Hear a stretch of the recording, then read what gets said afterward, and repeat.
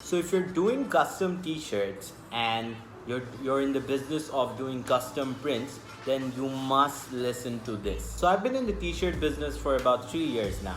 So I started off doing as screen prints. I would do a batch of, let's say, 50, 60, 100, 300 per design, and then I would sell them off. I would make content based on them and then try to promote them and wait for it to sell. Now during my initial days, I didn't have the idea of vinyl printing, the heat press, so I had no clue how all of those work.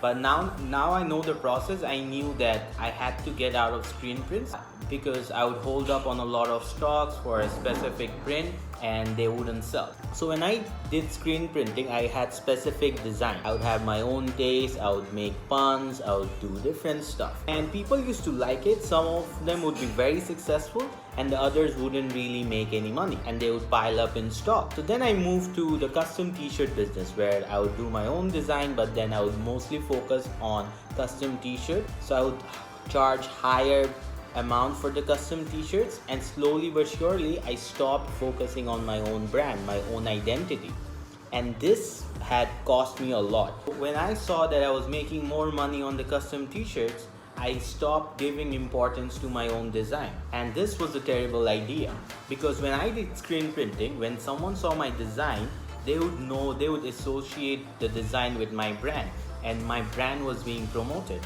Whereas when I was doing single pieces, they couldn't really relate to it. They didn't know this was from my brand, and this affects your brand's identity. So here's what you should do. You should have at least 20 designs or 15 designs or maybe 5 designs that connects with your brand really, and start pushing them as well as doing custom orders. Now there's a debate on when you should stop taking custom orders. For me, what I did was, when I was seeing that I was getting a lot of custom t-shirt orders, I increased the price a little. So I had decreased the amount of sales, but then I was making roughly the same amount of money. I was also focusing on my own brand. So this is just a suggestion.